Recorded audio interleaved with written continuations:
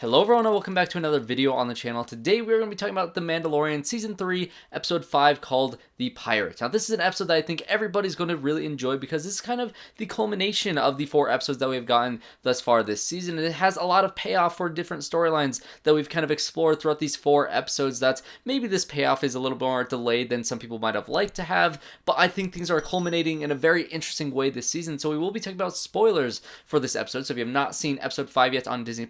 I highly recommend it before we get into this review. So let's start off at the beginning of this episode with, of course, Carl Weathers as Greef Karga, and we have this character who is the High Magistrate of this town, and we had the entire first episode where you kind of introduced to what Navarro looks like in this day and age. They're an independent planet, and they're dealing with pirates. Because it is an independent planet, these pirates find it very appealing because they're not under the guard of the New Republic, and of course the Empire is out of the question as well, and so this planet is very appealing to these pirates. And of course we have the pirate Gorian Shard that has one of my favorite alien designs in quite a while. I really like how this episode is established and how it's set up and how all these people have to flee the city and Greef Karga has to seek out help from the New Republic, and we get a flash to see Captain CARSON TEVA, who's one of the New Republic pilots that we met earlier in the past 2 seasons, and of course we're going to see him in this season because he is a great character in this series. So he's essentially going to show us the inner workings of how the New Republic decides who and who not to help in terms of this new, I guess, galaxy that has formed after the fall of the Empire. He goes up to a colonel played by Tim Meadows, which I bet you guys recognize Tim Meadows because he's in so many different movies. He just pops up in a bunch of different comedic roles, and it's cool to just see him in Star Wars. You know, his relationship with probably Jon Favreau, because he also wrote this episode, had something to do with him being in this, and probably he's a fan of Star Wars. So it's great to see Tim Meadows in Star Wars, but he essentially says that, oh, it's not a planet that's signed up with the New Republic, so it's not appealing for us to help. We gotta try to show them that in order for us to help them, they need to sign up with the New Republic, even though this is an independent planet that doesn't want the kind of rule of the New Republic over their heads, and they want to stay independent, which is exactly why the pirates find it so appealing. So it's in a tough little middle spot, and we get to see ELIA Kane from the 3rd episode, who is also kind of manipulate this situation to get them to also not help Navarro, because you know this character has something to do with Moff Gideon, and you know she took out the scientist in that 3rd episode, and she has some sort of ulterior motives, and I think it's a little more clear now when it comes to her overhearing the conversation about Navarro with these 2 characters, and she kind of intervenes in it and says, oh, this planet's not a part of the system, so we're gonna forget about this planet, because I think Moff Gideon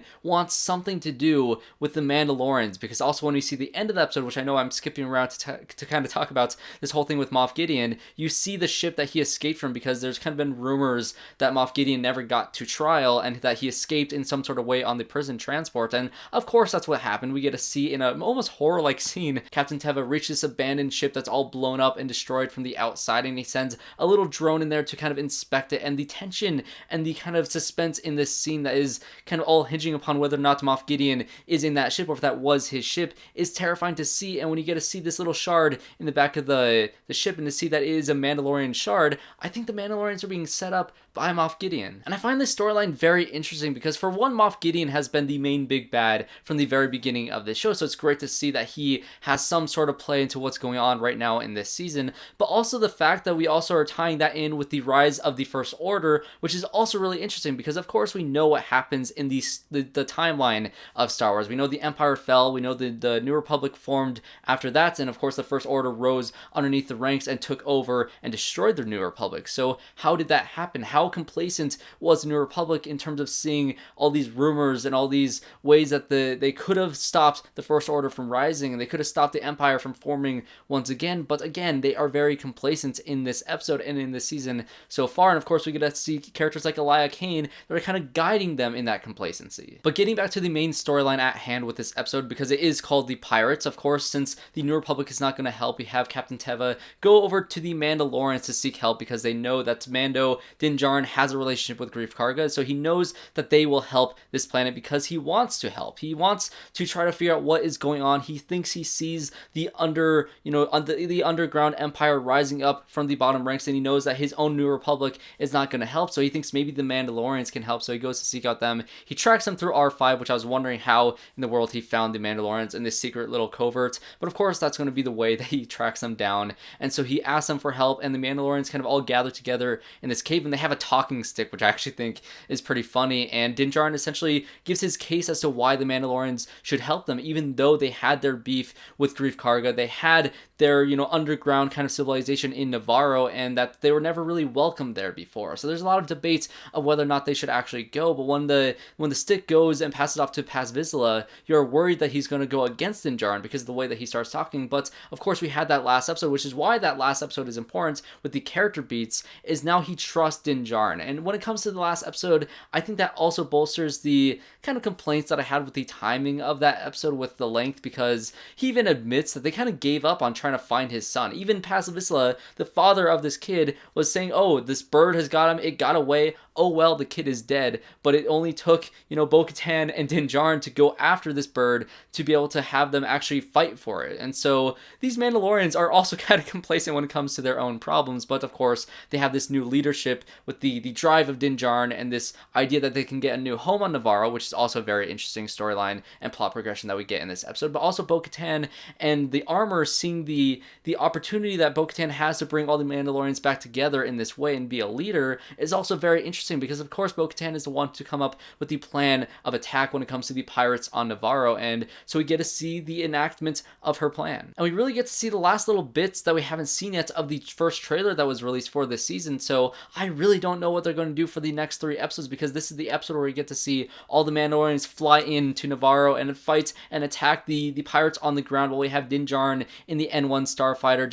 just absolutely destroying all these ships that this pirate sends out. Bo-Katan is also flying in her ship, attacking the main pirate ship, and there's a great moment where Bo-Katan and Din Djarin are flying towards the ship together at the end of this entire battle sequence, which looked incredible, by the way. Again, the VFX and the care given to this series has been so great, because this shot is incredible. And I also want to shout out David Klein, who is the cinematographer of this episode. He also did episode 2 of the season and episode 6 of the second season, which also looked amazing. This guy is a great cinematographer. I'm going to keep my eye out for everything that he does in his career, because this episode, like, look at this shot right here of Bo-Katan going down into the different tunnels to go to the armor at the end of this episode. There's so many great shots in this episode. Again, the VFX and everything was put together so beautifully. Again, with the second episode of the season, this is probably my favorite episode of the show so far, in terms of at least season 3, because again, that culmination of all these storylines, this great battle with this pirate, and how he's just this great pirate character, even though we don't really get a lot of,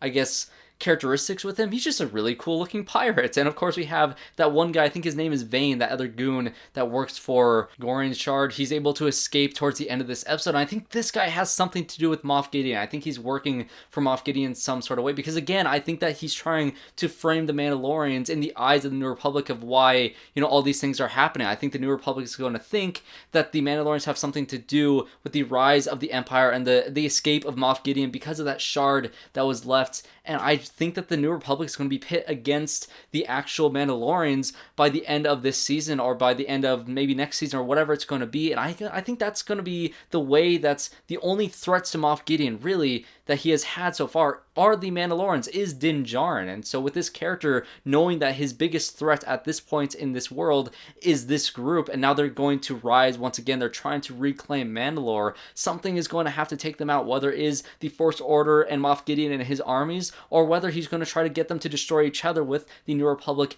and the Mandalorians, and not letting them rise once again. And I find that very fascinating. That's the direction that I think these next 3 episodes are going to go, and I cannot wait to see all of that, because again, the first 5 episodes of this show so far, or at least the first 4 episodes, have kind of set up some interesting story pieces, and we haven't known exactly how they're going to come together, but now we're kind of seeing the path that the season is going, and I think that this season is going to end in a really great way. So I cannot wait to see the next 3 episodes of this show. So shout out to Peter Ramsey, who directed my favorite episode of this season so far, and I also want to shout out Joseph Shirley, who is the new composer of this season, taking over from Ludwig Göransson, who did the first 2 seasons, and he also took over for Creed 3, also for Ludwig Göransson. So I really love your score, man. The pirate theme in this episode, in the first episode, I think it's so fun. So I just want to shout out him as well. So what did you guys think of The Mandalorian Season 3, Episode 5? Comment down below what you think this show is going to do in the last 3 episodes of this season. And if you enjoyed this review, make sure you guys leave a like and subscribe to the channel, because I have a lot more reviews down the pipeline. I actually got to see the Super Mario Bros. Movie a little bit early, so I actually have a review out coming on Saturday morning. So definitely subscribe to the channel to see that review. So thanks everybody for watching, and I hope to see you all